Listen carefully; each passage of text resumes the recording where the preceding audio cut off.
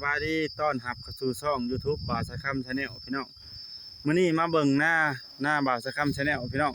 คันสิเว้ากันดงยางพี่น้องดงลิงหรือดงลิง2พี่น้องเอ้ยเห็นดิหลายพี่น้องป่ายางนี่พี่น้องงามๆพี่น้องเห็นดิอันนี้เป็นหน้าอันบ่าวสะคำชาแนลเด้อหน้ายูทูบเบอร์เนาะมีกุ้งย่างใหญ่เด้อพี่น้องอันนี้มากับร้านมานี่มาหาหน่อไม้มาต้มอันนี้นอนอยู่ฮะไปเบิ่งพี่น้องเบิ่งต้นไม้ย่างไปปลาทุเลาะเบิ่งให้เบิ่งหน้าก่อนพี่น้องเอ้ย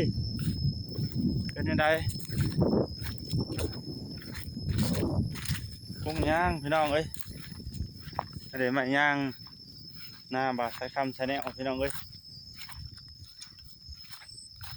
เบิ่งเงาพี่น้องอันนี้ไม้ย่างได้พี่น้องไม้ย่างลายได้พี่น้องเอ้ยปลาทุ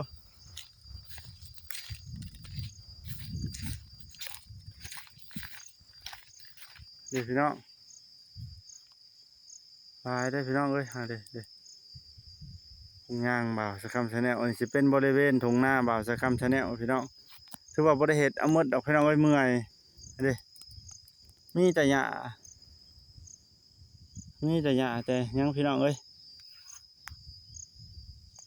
หน้าบ่าวสะคำชาแนลบริเวณท่านี้ก็มีเห็ดออกได้พี่น้องเห็ดมาย่างอันนี้พี่น้องมาย่างเที่ยวธรรมชาติพี่น้องเอ้ยธรรมชาติ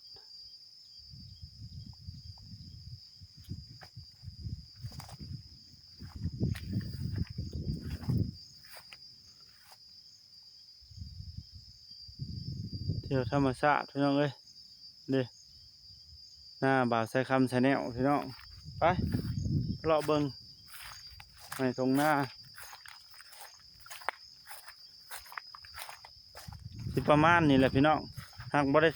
ด้หวานเอาหมดพี่น้องเอ้ยเมื่อยปลาบอกละลายหนึ่งเห็ดเอาหนึ่งเดียวหนึ่งเมื่อย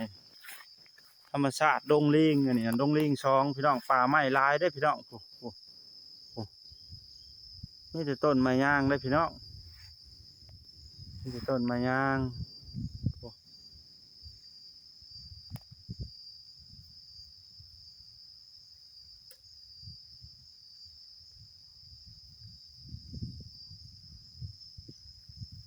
พูด